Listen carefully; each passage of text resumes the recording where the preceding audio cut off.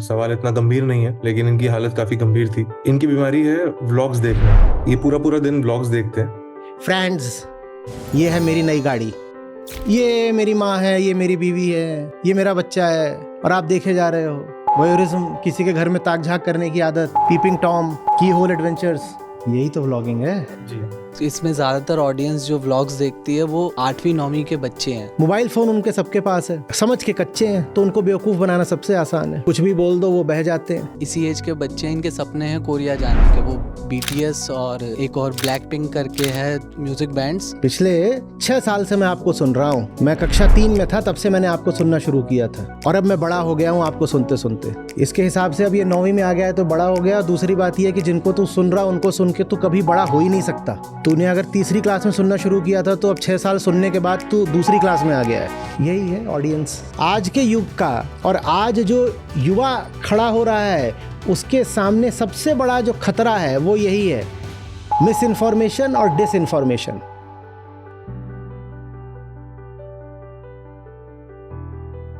अगला प्रश्न जिन प्रश्नकर्ता का है वो अपना प्रश्न पूछ नहीं पा रहे हैं, काफी घबराए हुए हैं। उम्र में कम है, उनकी उम्र कम है, और स्टूडेंट्स हैं। 2 स्टूडेंट्स हैं जिनके दोनों के एक ही सवाल है। इनको हमें लगा कि सवाल इतना गंभीर नहीं है, लेकिन इनकी हालत काफी गंभीर थी। पूछने की ईगरनेस बहुत है, लेकिन घबराए बहुत है। इनकी बीमारी है व्लॉग्स देखना। ये व्लॉग्स देखना, ये पूरा पूरा दिन व्लॉग्स देखते हैं, और ये अभी नए जुड़े हैं, इसी महीने जुड़े हैं गीता समागम में। तो ये बीच में व्लॉग्स देखते थे, आपकी वीडियोस भी आती थी, उन्हें देखने लगे, और ये ऐसे चलते चलते गीता समागम में आ गए। बट जैसे इनसे बात हुई तो पता चला कि ये बीमारी ना सिर्फ इनको है, मैं इनके आसपास सभी को है। और मैंने थोड़ा पढ़ा इसके बारे में, तो देखा कि ये जितने व्लॉगिंग चैनल्स हैं जो लो IQ कंटेंट बनाते हैं, और दिनचर्या की बातें, ये सब चीज़ें ये पूरा पूरा दिन कंज्यूम करते हैं। तो ये सारे जितने भी चैनल्स इंडिया में ग्रो कर रहे हैं, बड़े चैनल्स हैं, ये सभी व्लॉगिंग चैनल्स हैं। और इनका जो कंजम्पशन कर रहे हैं वो या तो टीनेजर्स हैं या छोटे बच्चे हैं। तो इनका सवाल यही था कि हम समझ तो रहे हैं, लेकिन हम इस बीमारी को छोड़ नहीं पा रहे हैं। इनका एक एडिक्शन है उसको देखना। तो ये इस बीमारी से, व्लॉग नाम की बीमारी से कैसे बचें, और जो लोग ये फैला रहे हैं उनको हम कैसे रोकें। माने व्लॉग में कोई अपनी जिंदगी दिखाता है ना, अपना घर वगैरह, जी यही तो व्लॉगिंग है। जी जी। तो अपनी जिंदगी देख लो, वो कम चटपटी है। उसकी जिंदगी क्यों देख रहे हो? उसकी जिंदगी में ऐसा क्या है जो तुम्हारी जिंदगी में नहीं है? बल्कि तुम्हारी जिंदगी सचमुच जैसी है, अगर उसका वीडियो बना दिया जाए तो उससे बेहतर और उससे ज्यादा हिट कोई व्लॉग निकलेगा नहीं। बस अपनी जो जिंदगी है वो तुम दूसरों को क्या दिखाओगे जब खुद से भी छुपाते हो? कोई भी इंसान ऐसा है जिसकी जिंदगी का एक एक हिस्सा, एक एक रेशा, एक एक वाकया अगर कैमरे पर कैप्चर करके दुनिया को दिखा दिया जाए तो वो व्लॉग सुपरहिट ना हो जाए? बोलिए, हम सब यहां बैठे हुए हैं, हमारी जिंदगी का कोई भी दिन ले लिया जाए, उसमें जो कुछ हुआ है वो सब रिकॉर्ड करके अगर दिखा दिया जाए तो माल सुपरहिट है कि नहीं है? बोलिए। और अगर कोई तरीका निकल आए कि हमारे खोपड़े में भी जो कुछ हुआ है वो सब भी किसी तरह से कैप्चर करके दिखा दिया जाए, तब तो एकदम ही हिट हो जाएगा। एक तो होते हैं कि आपने कर्म क्या क्या करे, ज्यादातर कर्म हम किसी को देखने नहीं देते, वो अपने एकांत में कर लेते हैं सब मसालेदार कर्म, तो वो कर्म भी रिकॉर्ड हो जाए। और दूसरा कर्म जो खोपड़े में चलता है, विचार, किसी तरह उसको भी रिकॉर्ड कर लिया जाए कि क्या क्या सोचा, वो सब भी रिकॉर्ड करके दुनिया को दिखा दिया जाए, तो सब हिट हो जाएगा। बोलो कितने आपको व्लॉग पर व्यूज चाहिए, सब मिल जाएंगे। दूसरे की जिंदगी क्या देख रहे हो? और दूसरा कौन सा बड़ी ईमानदारी से अपनी जिंदगी दिखाता है? हाँ, ये मेरी माँ है, ये मेरी बीवी है, ये मेरा बच्चा है, और आप देखे जा रहे हो वोयरिज्म, किसी के घर में ताक झाक करने की आदत, पीपिंग टॉम, की होल एडवेंचर्स, ये सब उसी के लिए होता है। की होल एडवेंचर क्या होता है कि वो जो की होल होता है उससे किसी कमरे में झांक के देख रहे हैं चल क्या रहा है, वो दिखा भी रहा है, वो इतना बुद्धू है कि सच्चाई दिखा देगा आपको। वो क्या दिखा रहा है आपको? पूरे तरीके से स्क्रिप्टेड क्यूरेटेड कंटेंट है जो आपको दिखाया जाएगा। जब आप खुद को ही अपनी जिंदगी की सच्चाई नहीं दिखा सकते तो वो आपको उसकी जिंदगी की सच्चाई क्यों दिखाएगा? इतनी बुद्धि नहीं है। वो भी जो कुछ कर रहा है सब अपना लीपापोती करके, थोड़ा बहुत करके, खुद ही अपनी ही जिंदगी है, अपना ही चैनल है, अपनी एडिटिंग है। हाँ, आपको लगता है ऐसे है जैसे आपने उसकी जिंदगी में घुसकर सब कुछ देख लिया है ना, सब इंटीमेट डिटेल्स दिखा दिए। खास तौर पे अगर पति पत्नी का व्लॉग हो तब तो बड़ा ही रस आता है, एकदम गरम मसाले की छौंक लगी है।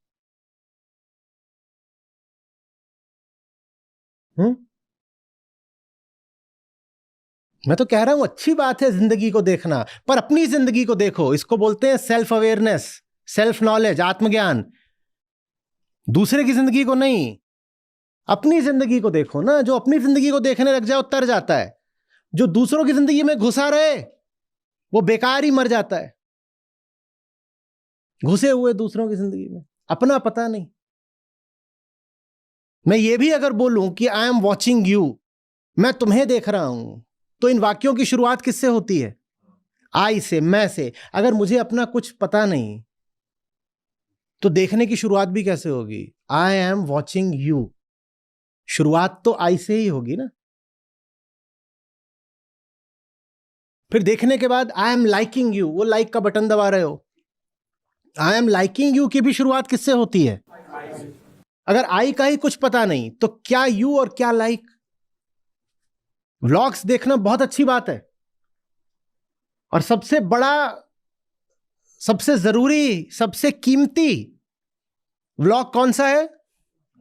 अपनी जिंदगी। इंस्टाग्राम पर तस्वीरें देखना भी बहुत अच्छी बात होती है, लेकिन सबसे पहले कौन सी तस्वीर देखनी चाहिए? वो जो आईने में दिखाई देती है। दूसरों को देखने से पहले खुद को देखो। उसके घर में घुसने से पहले अपने घर की हालत देखो। कहीं ऐसा तो नहीं कि अपने घर की हालत इतनी तबाह, इतनी बर्बाद है कि उसी से बचने के लिए दूसरे के घर का व्लॉग देख रहे हो? कहीं ऐसा तो नहीं कि अपने बीवी बच्चों से रिश्ता इतना बुरा है कि उसी से बचने के लिए दूसरों के घर में क्या चल रहा है ये देख रहे हो? ऐसा हो सकता है ना? पता नहीं, क्या पता हो ही रहा हो। नहीं तो कोई पीपिंग टॉम क्यों बनेगा? मैं उन लोगों को नहीं बोल रहा जो इस तरह के हैं कि अपने ही घर का वीडियो लेके दिखा रहे होते, इनसे मिलिए, ये मेरी देवरानी है, ये मेरी जेठानी है, ये मेरे फूफा का दादा है, और ये अभी मैं जा रहा हूं फूफी की शादी में। ये लेना एक न देना दो, घुसे हुए हो उसकी जिंदगी में, उसके घर में। क्या करना है तुम्हें इस बातों से? बाकी और क्या क्या चल रहा है व्लॉग में मुझे मालूम नहीं, क्योंकि मैंने सचमुच नहीं देखा है। पर जितना मैंने 2-4 बार देखा उसमें यही रहता है कि ये मेरा कुत्ता है, मिलिए मेरे कुत्ते से। अपनी जिंदगी कुत्ते सी है। मुखड़ा देख ले प्राणी जरा दर्पण में, उसके कुत्ते को क्या देख रहे हो?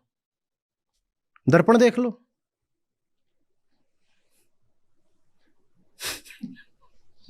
कोई अपने कुत्ते से मिलवा रहा होता है उसमें, और किससे क्या हो रहा होता है बताओ? आप लोग तो वेटरन है, ये देखो मैं बोलने ही वाला था। हाँ बताओ। सो उसमें महंगी गाड़ियों का शो ऑफ होता अच्छा, है। ये तो ध्यान ही नहीं आया, सॉरी। हाँ, व्लॉग में जो सबसे मसालेदार चीज लगती है कि फ्रेंड्स ये है मेरी नई गाड़ी, और जो चीज एडिट कर दी गई आगे वो है जो मैंने अभी अभी किराए पे ली है, 500 रुपए घंटे पे। हाँ, नई जगुआर।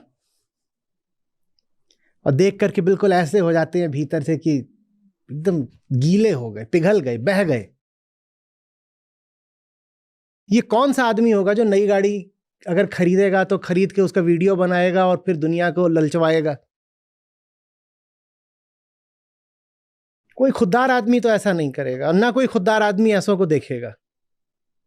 कोई ये क्यों करे?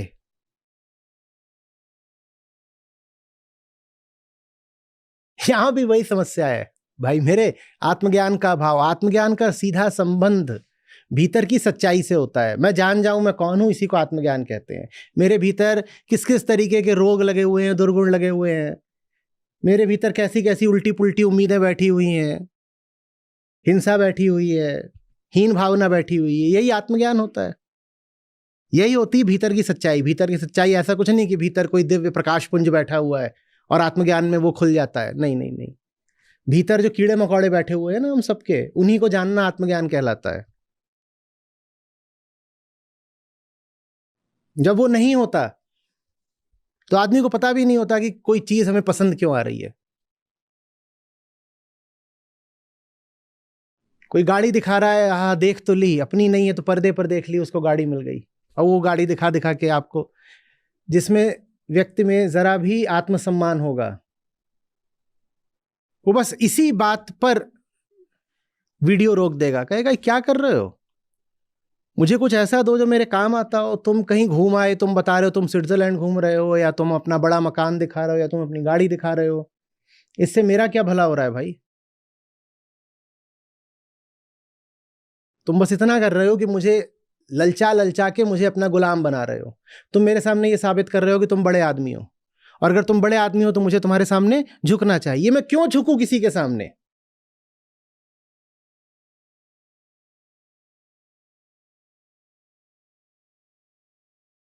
जो एक एक विकार होता है ना, एक सबसे बड़ी समस्या, उस एक समस्या से 100 बीमारियां पैदा होती हैं। वो एक समस्या ये होती है कि हमें हमारे कीड़े मकोड़ों का कुछ पता नहीं होता। अहंकार को चोट लगती है ना, अपने भीतर देखो तो बड़ा बुरा लगता है।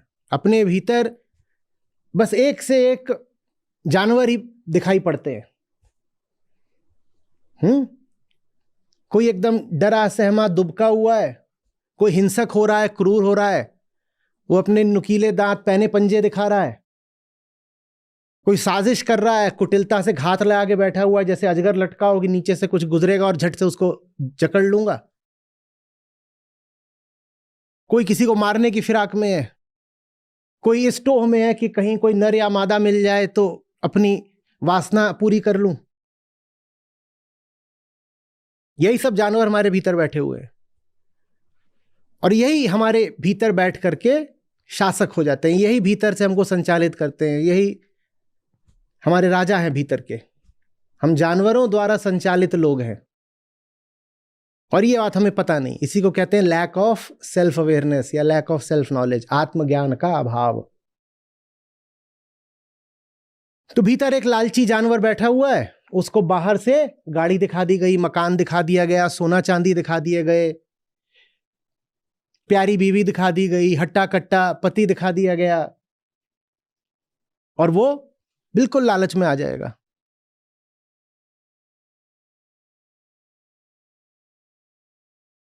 बात समझ रहे हो?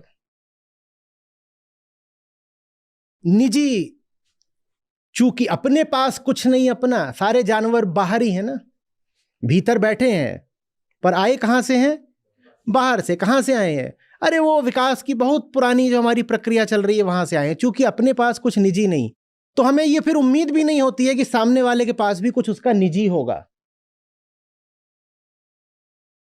नहीं तो इस बात पर शर्म आ जानी चाहिए। एक बात बताइए, आपके सामने अचानक किसी वजह से किसी के कपड़े गिर जाएं, वो नंगा हो जाए, और आप थोड़ा गरिमा वाले आदमी हैं, थोड़ा आत्मसम्मान वाले आदमी हैं, तो आप तुरंत क्या करेंगे? आप तुरंत अपनी नजर हटा लेंगे। यही होगा ना, यही होगा ना, क्योंकि आपके पास कुछ निजी है, तो आप ये बर्दाश्त नहीं कर सकते कि उसकी निजता का प्रदर्शन आपके सामने हो गया। आप कहते हो कुछ चीजें ऐसी होती हैं जो सामाजिक नहीं होनी चाहिए, कुछ चीजें सार्वजनिक नहीं होनी चाहिए, और हुआ होगा। आपके सामने किसी वजह से किसी के कपड़े खुल गए, गिर गए, कुछ हो गया, तो आप नजरें हटाओगे आप जाकर के, बल्कि उसको दे दोगे, लीजिए साहब आप ये पहन लीजिए। यही करते हो ना। भिखारी को देखते हो, भिखारी पड़ा हुआ है, उसके कपड़े फटे हुए, आप क्या करते हो? आप उसको कुछ दे देते हो, अगर दे सकते हो तो आप उसको दे देते हो, ले भाई तू कपड़े पहन लेना। और अगर ऐसा भी हुआ है, महापुरुषों ने ये तक कराया कि निकल रहे थे भिखारी या भिखारन पड़ा हुआ था एकदम ही फटी हालत में, तो वो उसको उन्होंने अपने ही उतार के उसी वक्त दे दिया, ले तो ये डाल ले भाई। क्योंकि बात दया की नहीं है, बात मेरी गरिमा की है। जैसे मैं समाज में नंगा होना बर्दाश्त नहीं करूंगा, वैसे ही मुझे यह बर्दाश्त नहीं है कि कोई नंगा होकर मेरे सामने आ जाए। इस बात का संबंध कुछ कुछ आत्मा से है, क्योंकि आत्मा ही निजता होती है। निजी माने जो सचमुच अपना है, जो पूरी तरह अपना है, जिसको हम कभी सामाजिक या सार्वजनिक नहीं बनाएंगे। और व्लॉगिंग का मतलब होता है कुछ भी निजी नहीं है, सब कुछ सार्वजनिक है। यह आत्मा का अभाव है। सब कुछ सार्वजनिक है, मुझे कुछ भी छुपाना नहीं है। और फिर यही वो लोग भी होते हैं जो दूसरों की जिंदगियों में घुस घुस करके उनकी निजता का भी उल्लंघन करते हैं। कहीं से जाएंगे किसी की, अब ये जो पूरा पेपराजी का खेल होता है, ये क्या होता है पश्चिम में? ये क्या करते हैं? इन्हें पैप्स बोलते हैं। क्या करते हैं? कैसे लेते हैं सेलिब्रिटीज की फोटोज? उनसे पूछ करके लेते हैं, स्पाइंग करते हैं ड्रोन से ऊपर से। वहां पर बकिंघम पैलेस में वो बड़े परेशान हैं इंग्लैंड में। क्या करते हैं? वो ड्रोन भेज भेज करके उनकी वहां पे तरीके लगाए गए हैं कि ड्रोन को मार दो। इसलिए नहीं कि उससे और कुछ लगा हुआ है, इसलिए नहीं कि उस ड्रोन में मिसाइल है, इसलिए कि उस ड्रोन में कैमरा है। और कैमरा क्यों भेजा गया है?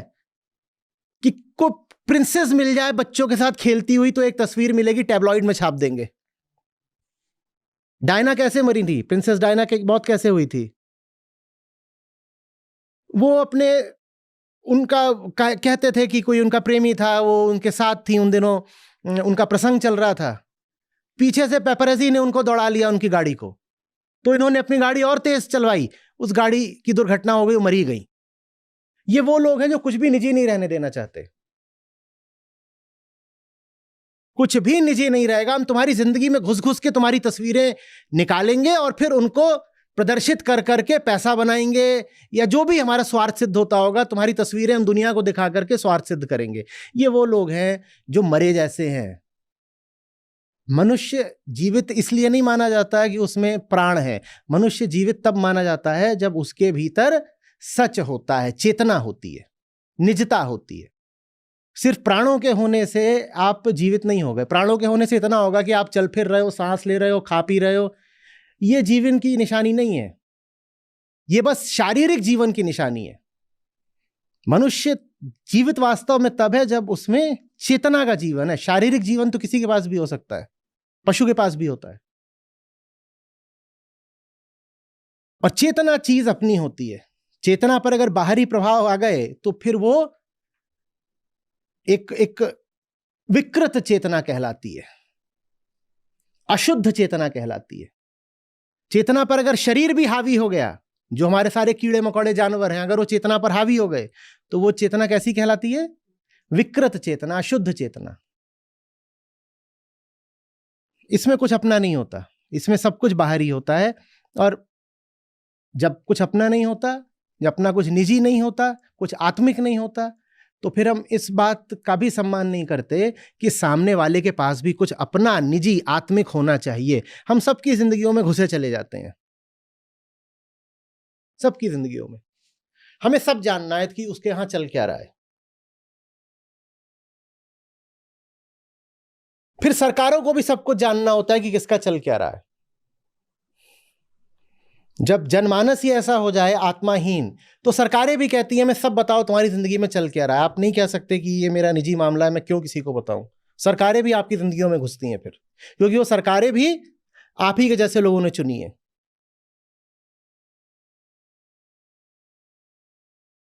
एक अगर गरिमाहीन मनुष्य होगा और वो कहीं बैठा हुआ है, मान लो पति पत्नी कोई है, उनके साथ बैठा है एक तीसरा व्यक्ति, और वो पाएगा कि वो जो पति पत्नी है उनमें आपस में कोई कोई बहस छिड़ गई है जिसमें बात ज्यादा भावुक हुई जा रही है और दोनों थोड़ा निजी स्तर पर अब संवाद करने लगे हैं, तो ये व्यक्ति तुरंत क्या करेगा? ये उठकर खड़ा हो जाएगा, कहेगा कि मैं अब थोड़ा आज्ञा लेता हूं, आप लोग बातें करिए, ठीक है ना? ये एक अच्छा आदमी है जो किसी की निजी जिंदगी में घुसना नहीं चाहता। लेकिन एक गलीच आदमी होगा, वो तुरंत क्या करेगा? वो चुपचाप जेब से अपना मोबाइल निकालेगा और अगर वीडियो रिकॉर्डर ऑन नहीं कर सकता तो कम से कम ऑडियो रिकॉर्डर ऑन कर देगा और वहीं बैठा रहेगा, कहेगा देखो बढ़िया चीज मिल गई, ऑडियो रिकॉर्डिंग मिली है, ये दोनों आपस में लड़ भिड़ रहे हैं और गड़े मुर्दे उखाड़ रहे हैं, वो मैंने पूरा रिकॉर्ड कर लिया। अब ये जो मैंने रिकॉर्डिंग कर ली है इसको मैं सही जगह पर पब्लिक कर दूंगा और पब्लिक करके वाहवाही बटोरूंगा, कुछ स्वार्थ बटोरूंगा, कुछ भी करूंगा।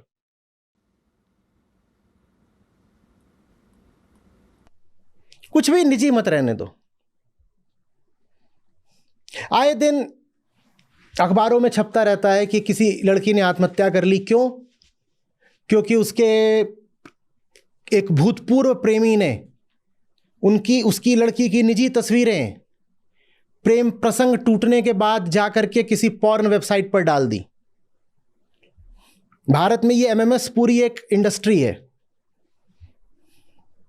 और इससे आत्महत्याएं होती हैं। हर महीने 2 महीने में इस तरह की खबर आ जाती है।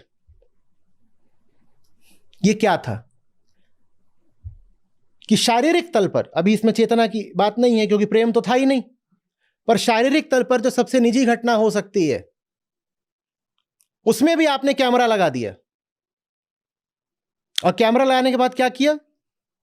उसको जाकर के पब्लिक मीडिया पर डाल दिया।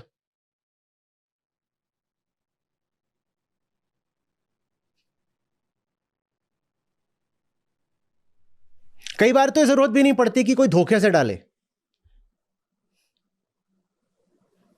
आप इंस्टाग्राम वगैरह पे चले जाइए तो वहां लोग खुद ही आपसी रजामंदी से डाल रहे हैं, कह रहे चलो हम तुम सीन बनाते हैं और डाल देते हैं, उससे जो भी पैसा वगैरह आएगा अपन आपस में बांट लेंगे। हाँ, लाइक्स भी हो जाएंगे। हाँ, ये सब बस वही है।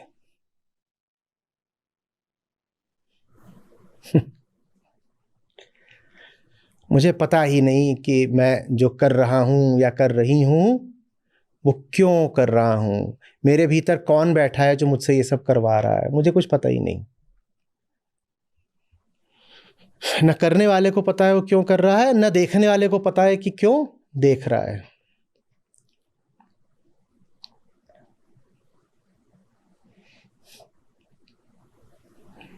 यहाँ तक कि इसमें जो लोग आत्महत्या वगैरह करके प्राण दे देते हैं उनमें से भी ज़्यादातर लोगों को बस यही होता है कि अब दूसरे मेरा मजाक उड़ाएंगे और मेरी बेइज्जती करेंगे, तो अपमान के डर से मैं जान दिए देती हूँ। वहाँ भी अगर उसको पता चल जाए कि कोई मजाक नहीं उड़ाएगा, कोई बेइज्जती नहीं करेगा, तो उसको कोई फ़र्क नहीं पड़े। तो अगर जान भी दी है तो दूसरों की ही वजह से। अपना कुछ नहीं है। जो सचमुच अपना होता है उसी को वेदांत में आत्मा कहते हैं। आत्मा जो सचमुच अपना है, जिसमें कोई बाहरी प्रभाव नहीं, न शारीरिक प्रभाव न सामाजिक प्रभाव, कोई कहीं का कोई प्रभाव नहीं, जो सचमुच अपना है, जिसके पास वो है जो सचमुच अपना है, निजी है, आत्मा है, मात्र वही इंसान जीवित कहलाने योग्य है। देखो बात व्लॉग से चली थी, कहाँ तक आ गई। मुझसे पूछोगे तो कहीं से भी शुरू करोगे तो मैं तो एक ही जगह तक आऊँगा, जहाँ मुझे तुम लोगों को लेकर आना है। तो सॉरी टू डिसअपॉइंट।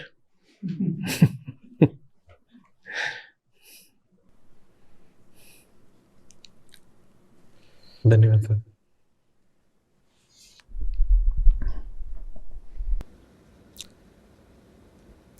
सर इसमें एक बात और है, इसमें ज़्यादातर ऑडियंस जो व्लॉग्स देखती है वो 8वीं 9वीं के बच्चे हैं, मतलब स्कूल के स्टूडेंट्स बहुत ज़्यादा हैं इस पे।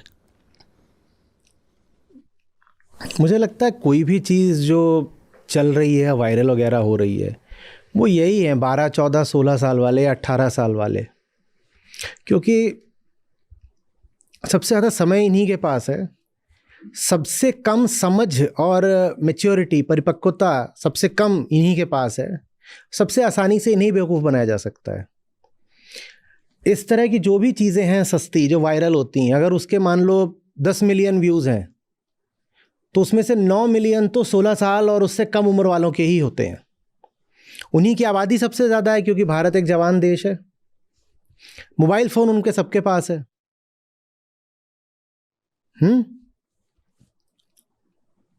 समझ के कच्चे हैं तो उनको बेवकूफ़ बनाना सबसे आसान है। कुछ भी बोल दो वो बह जाते हैं। तो ये जो आयु वर्ग है, बल्कि 12 भी नहीं, शायद 8 या 10 साल की उम्र से ही शुरू हो जाता है। 8 साल, 10 साल, 12 साल वाले यही इस तरह की चीज़ों के ज़्यादा सब्सक्राइबर्स हैं, यही व्यूज़ दे रहे हैं। 8वीं 9वीं के बच्चे हैं, मतलब इसी एज के बच्चे हैं, इनके सपने हैं कोरिया जाने के। वो BTS और एक और ब्लैक पिंक करके है म्यूज़िक बैंड्स। तो लड़कियों के, ये बहुत छोटी लड़कियां हैं, 12 साल की, 13 साल की, इनके सपने होते हैं कि मुझे कोरिया जाना है। पढ़ना वढ़ना कुछ नहीं है, सपने बस कोरिया जाने के हैं। देखो जैसे लोकतंत्र में होता है ना कि वोट तो वोट है, फ़र्क नहीं पड़ता कि किसी बुद्ध ने दिया है या किसी बुद्धू ने। कोई मुक्त पुरुष हो सकता है, वो वोट देगा तो भी एक ही वोट है, और कोई विक्षिप्त हो सकता है, वो भी वोट देगा तो एक ही वोट है। वैसे ही सोशल मीडिया पर व्यूज़ होते हैं। आप व्यूज़ देख लेते हो कि 10 मिलियन, आप ये थोड़ी देखते हो कि वो 10 मिलियन लोग कौन से हैं। आप ये थोड़ी देखते हो कि कौन से बच्चे हैं 10 मिलियन जिन्होंने ये देख लिया होगा और लाइक कर दिया होगा। उसमें आप जाके कमेंट पढ़ो तो वहाँ पर पता चलता है, सर मैं क्लास 3 में था तब से आपको सुन रहा हूं,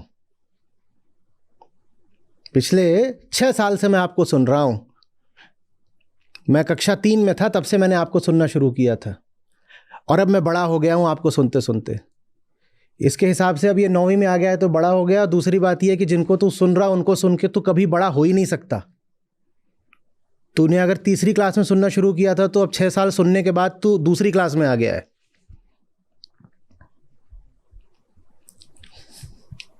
यही है ऑडियंस।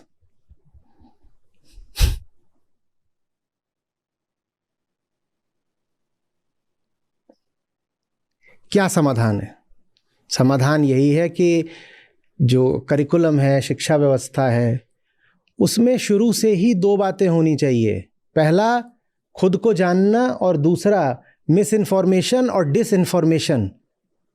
इसको पहचानना कैसे है, इस बात को बाकायदा जगह मिलनी चाहिए पाठ्यक्रम में। आज बड़ा खतरा ये नहीं है कि आप हाईवे पे निकलोगे तो कोई आपकी गाड़ी लूट लेगा, वो होता ही नहीं। हाईवे पे जाम लगा है, कोई गाड़ी कैसे लूटेगा? वो पहले होता था। पुराने खतरे अब फीके पड़ चुके हैं। बहुत सारी पुरानी चुनौतियां अब पीछे छूट चुकी हैं। आज के युग का और आज जो युवा खड़ा हो रहा है, उसके सामने सबसे बड़ा जो खतरा है वो यही है, मिस इन्फॉर्मेशन और डिसइन्फॉर्मेशन। बात समझ रहे हो? गलत सूचना और जानबूझकर धोखा देने के लिए दी गई सूचना या डेटा या वीडियो, कुछ भी, और वो पहचान नहीं पाओगे आप, क्योंकि इतना सारा है इंटरनेट पर अभी डेटा कि आप किस किस चीज को ब्लॉक करते रहोगे। तो ब्लॉकिंग मैकेनिज्म बच्चे के भीतर होना चाहिए कि वो देखे और समझ जाए कि इस वीडियो में मुझे सिर्फ बेवकूफ बनाया जा रहा है और कुछ नहीं। और ये चीज जब वो तीसरी चौथी क्लास में हो तभी से उसको बतानी शुरू करनी पड़ेगी, how to identify misinformation and disinformation. आज जो नई पीढ़ी निकल के आ रही है, मैं कह रहा हूं उनके सामने ये बड़े से बड़ा खतरा है कि उनको झूठ ही झूठ जहर की तरह पिलाया जा रहा है और धोखा दिया जा रहा है तरीके तरीके से डिजिटल मीडिया के माध्यम से। समझ रहे हो बात को?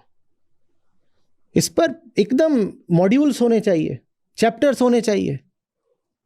कुछ दिखाया जाए, देखो इसको, देखो ध्यान से देखो इस क्लिप को और बताओ, ये एग्जाम का सवाल होना चाहिए, बताओ इस क्लिप को देख करके कि इसमें कैसे तुमको बेवकूफ बनाया जा रहा है। और सेल्फ नॉलेज, इस क्लिप को देखो और तुरंत बताओ कि इस क्लिप को देख के तुम्हारे भीतर क्या हुआ था। यही तो सेल्फ नॉलेज है, आत्मज्ञान। पहले तो ये देखो कि इस क्लिप में कैसे झूठ परोसा गया, और फिर ये देखो कि उस झूठ का तुम पर असर क्या हुआ। तुरंत देखो कि इस क्लिप को देखते ही तुम्हारे भीतर क्या गुस्सा उठा था या लालच उठा था, क्या हुआ था उस क्लिप को देख के। तुम्हारे भीतर जो हुआ था उसको बोलते हैं सेल्फ नॉलेज या आत्मज्ञान। और क्लिप में तुमको जो दिखाया गया उसे बोलते हैं मिस इन्फॉर्मेशन और डिसइन्फॉर्मेशन। ये दो चीज़ें शिक्षा में होनी चाहिए, नहीं तो ये जो 8 साल 10 साल 14 साल वाले हैं, ये बस घटिया वीडियोस को वायरल करने के ही काम आएंगे।